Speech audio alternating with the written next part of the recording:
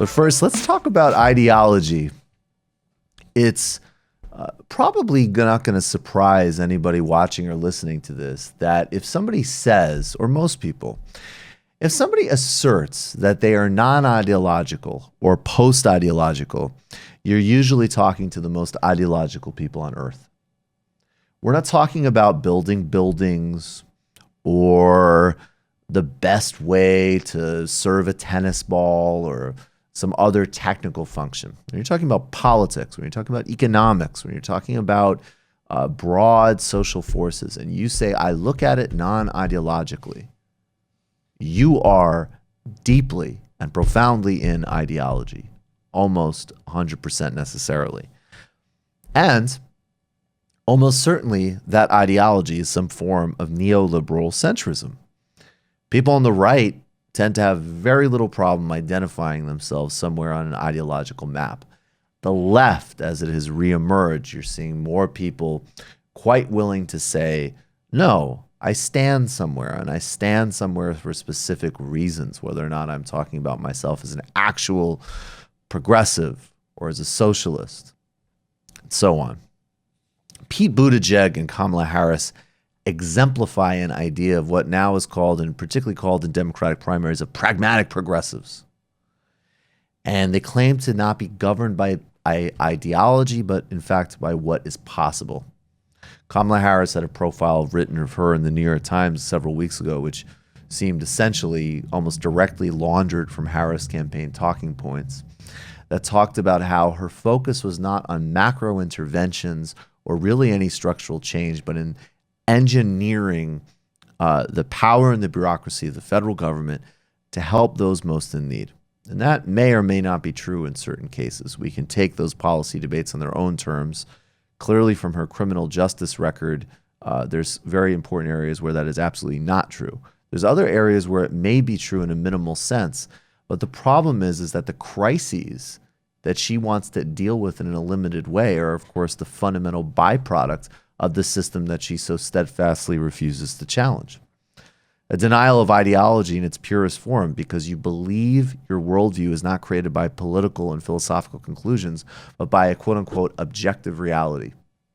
I talked with Daniel Bessner about the incredible danger of those block terms in politics, terms like national security, the economy, these large macro terms that actually mean very little in real practice and have vastly different meanings, implications, and experiences for different people depending on where they are. It's very profitable to be a post-ideological politician because you can gesture to problems in our society. Lack of health care, inequality, even student debt, without having to focus on the system that creates these very same problems.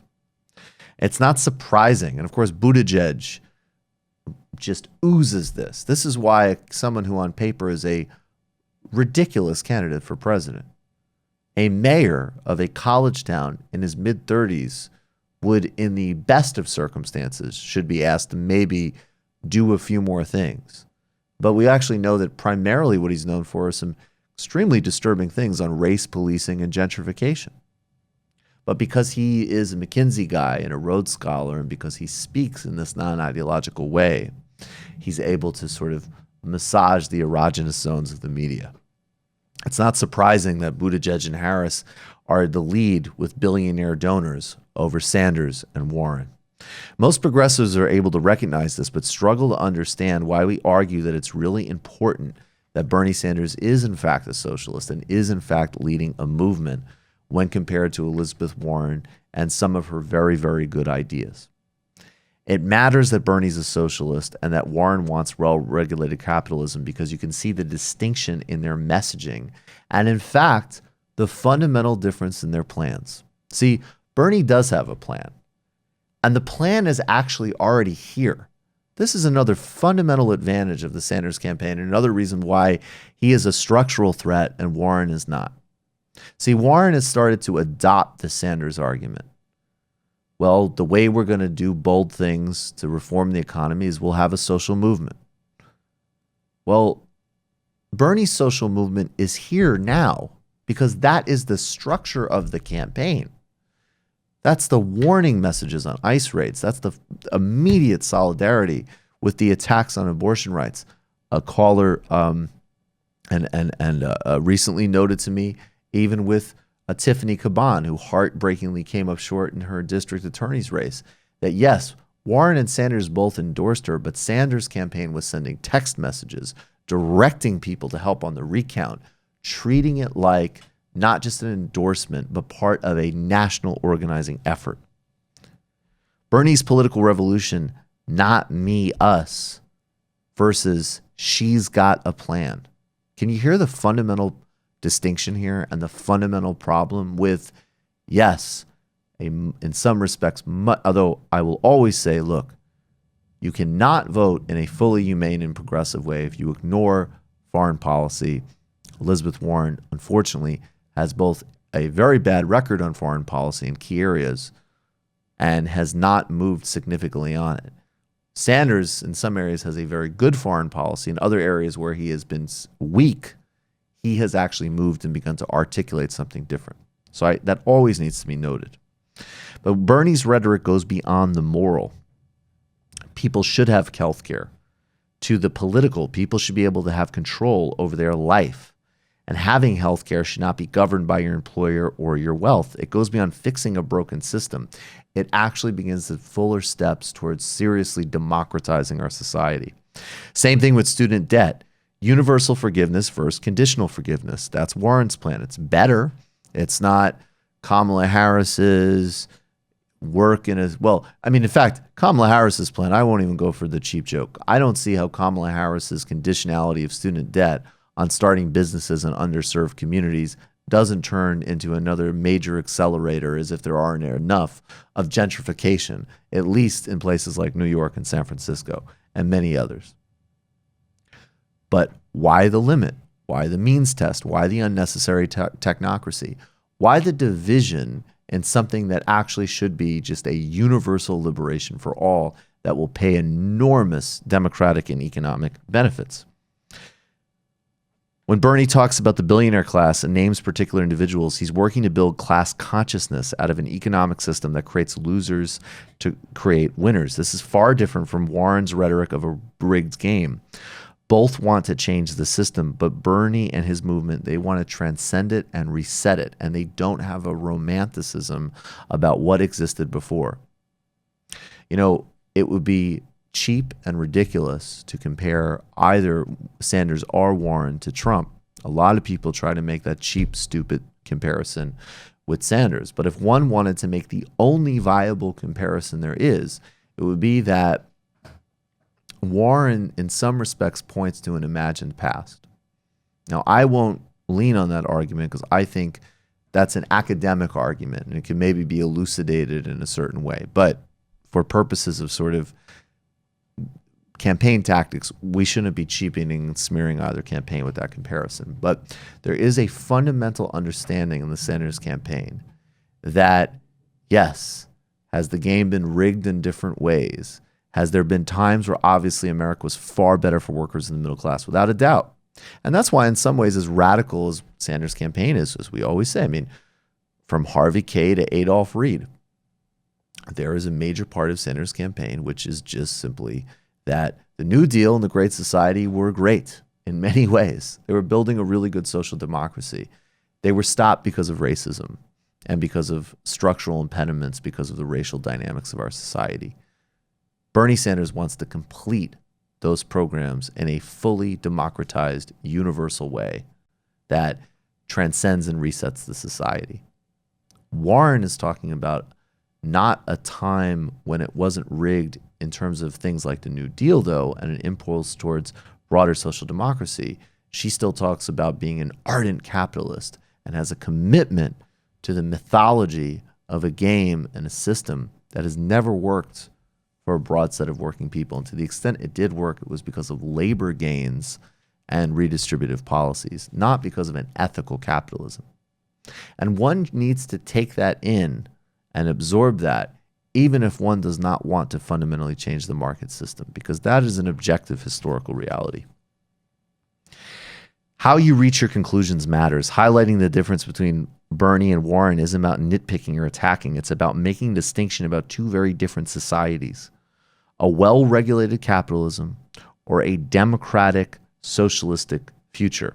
I might add a well-regulated, technocratic capitalism, because if you still are playing in that game, you are still going to run the risk of creating additional bureaucracies in people's lives that they don't like. And bureaucracy is totally distinct from size and scale of government. You deal with something like the NHS, you're dealing with little to no bureaucracy. You're dealing with a big, excellent institution that gets you healthcare. And to the extent there's problems with it not getting you healthcare, it's because of New Labor and Tory privatization and cuts, period. That's it, full stop. The difference between Warren and Bernie Sanders' plans are important because while they both address the failures of U.S. capitalism, Bernie's plans are set on taking us for the next fight and our transition to a truly better and more sustainable world. And yeah, please jump in.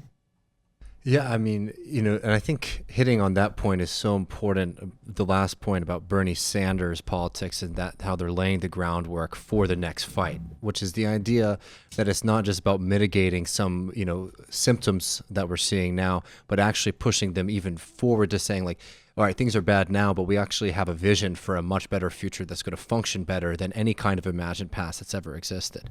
And that's where you really start to, are able to mobilize people in a much broader way than I feel like the Warren campaign's been able to.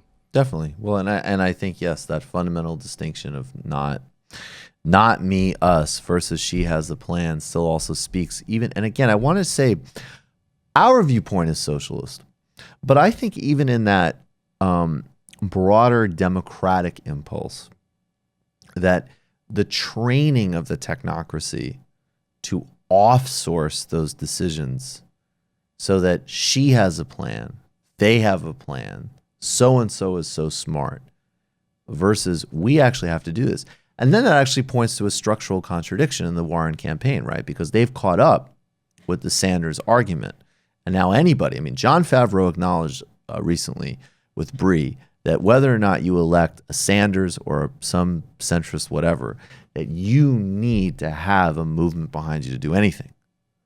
So she has a plan, but also I have a movement is a fundamental contradiction. Like, that's not a dialectic. That's a contradictory impulse of what we're actually doing here. And if we've learned anything over the past years, especially with, the many failures of the Obama administration when they had power, right? When they were in control of, all branches of government, the inability to be able to put forward a love program was certainly one of, their personal ideology itself. Definitely. But also, we have to have learned this lesson that to be able to make any change, you need to have a massive groundswell of people to do it. You can't just put people in elected positions and then expect things to change. And that's another reason why the fact that there's a political movement that's outside of the electoral game itself with Bernie Sanders is so important. That it's really mobilizing people in their communities to be involved, that there'll continue to be a political force even outside of election time.